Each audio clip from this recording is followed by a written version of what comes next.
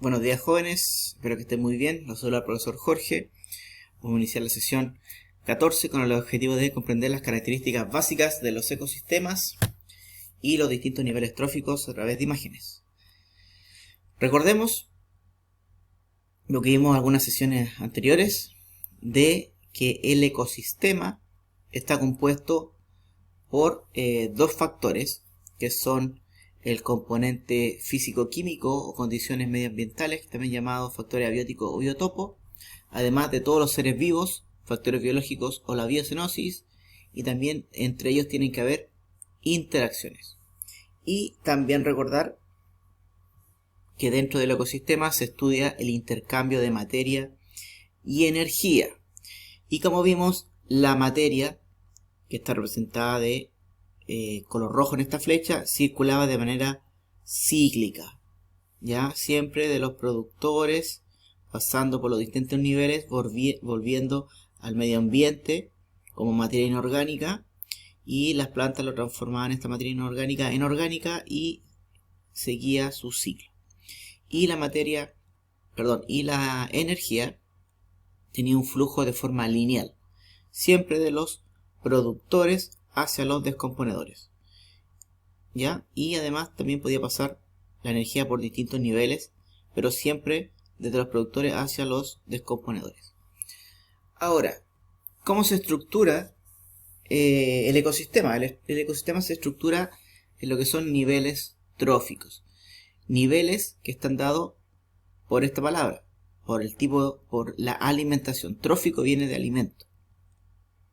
Según la alimentación, se organizan los niveles tróficos en el ecosistema, ¿ya? Y se centra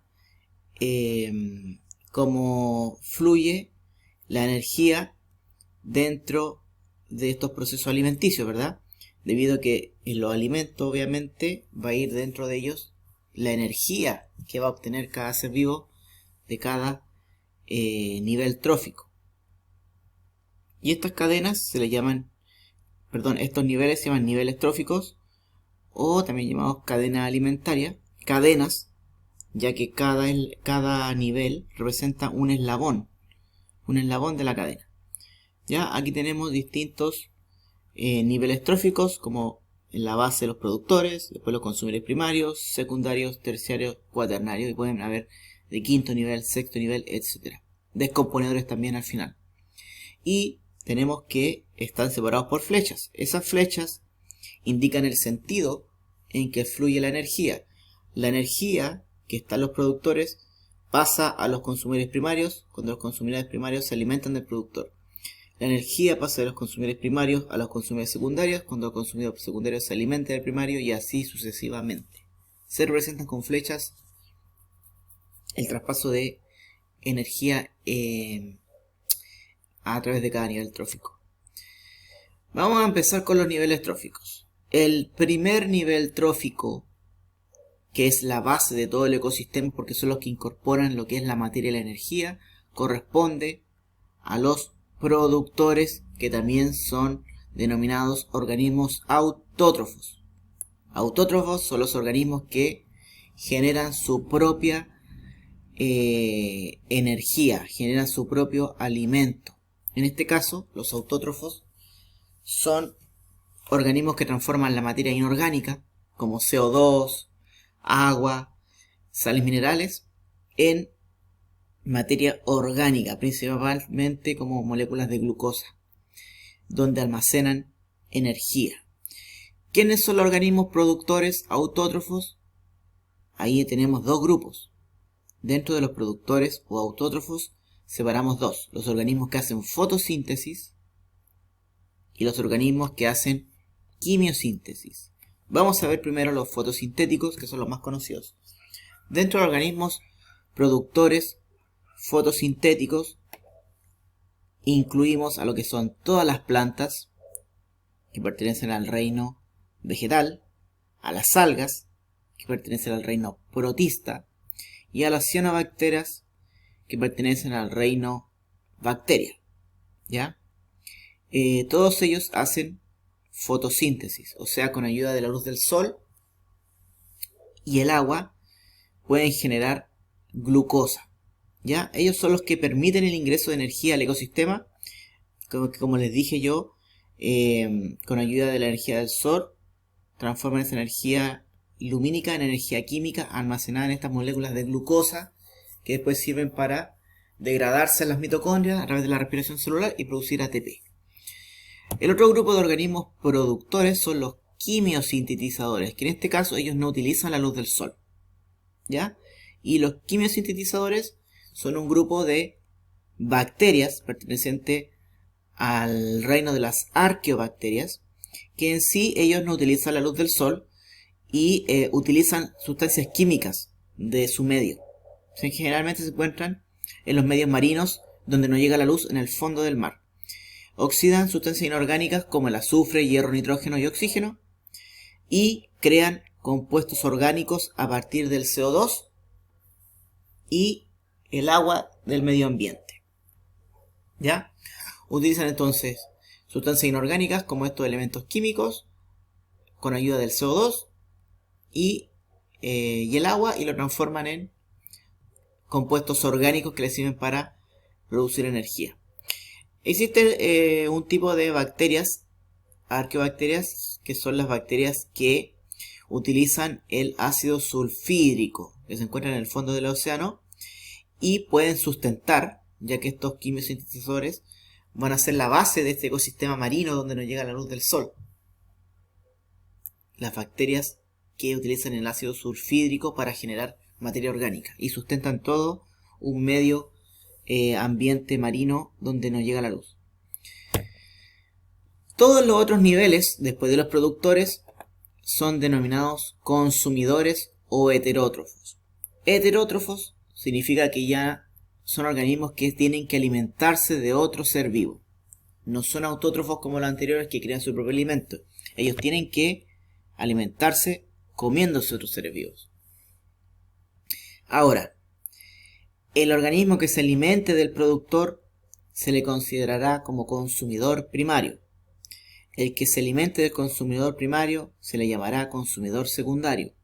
El que se alimente del consumidor secundario, consumidor terciario, y así sucesivamente, sean cuantos sean los niveles que tenga esa cadena trófica, ¿ya? Dentro de los heterótrofos también están los descomponedores, pero ya no se consideran consumidores, sino que se consideran descomponedores, pero también son heterótrofos, porque no producen su propio alimento. Como les dije, el primer nivel trófico son los productores, el segundo nivel trófico son los consumidores primarios, que son los que se alimentan de las plantas, vegetales, de los productores, y son los herbívoros. Y tenemos distintos ejemplos. Después, el tercer nivel trófico corresponde a los consumidores secundarios, que son los que se alimentan de los consumidores primarios, y son los carnívoros. Ejemplos. Sucesivamente, el cuarto nivel trófico corresponde a los consumidores terciarios, que son los que se alimentan de los consumidores secundarios, también son carnívoros, y así sucesivamente, sean cuantos sean los niveles tróficos, vamos a tener distintos niveles de consumidores, cuaternarios, de quinto nivel, de sexto nivel, etc. Y por último, los descomponedores, que están en la punta, por decirlo así, como el último nivel trófico. Los descomponedores también son heterótrofos, se alimentan de otros seres vivos, pero ellos se alimentan de la materia orgánica que está en descomposición, ¿ya? Ellos lo que hacen es transformar, lo que hacen ellos es lo contrario a lo que hacen los productores. Ellos toman la materia orgánica de las mismas plantas o de los consumidores, y esa materia orgánica la transforman en inorgánica y la devuelven al medio ambiente. ¿Para qué? Para que la tomen nuevamente los productores y esa materia inorgánica la transformen en orgánica, y así se mantiene el ciclo de la vida.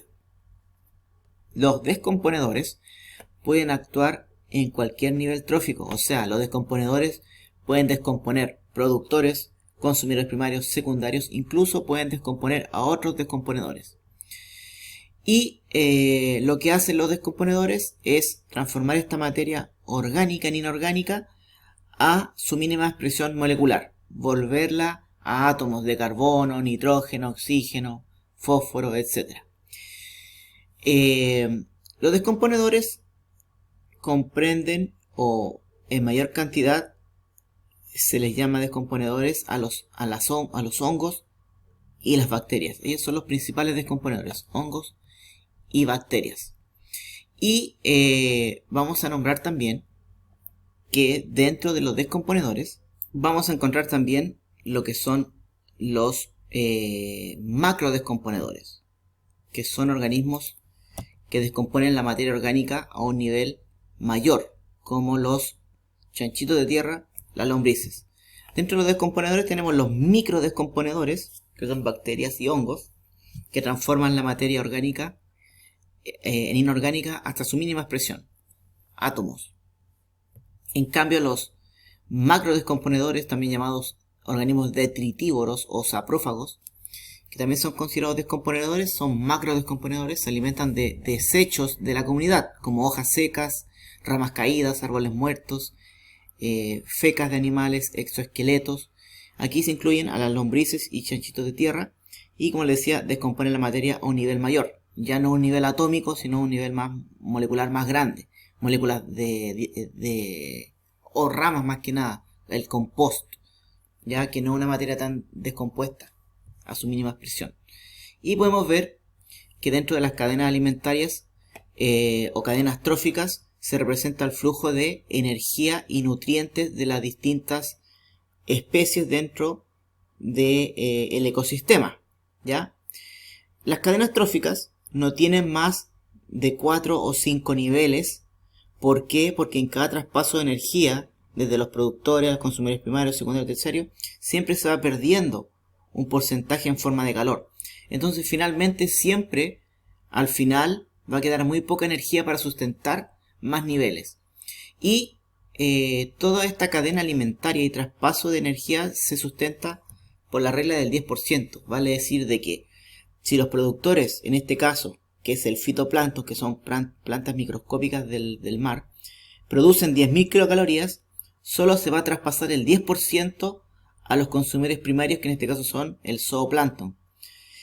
Si sabemos nosotros, el 10% de 10.000 son 1.000 kilocalorías. Las otras 9.000 las utiliza el fitoplancton para vivir y también se pierde un poco en forma de calor.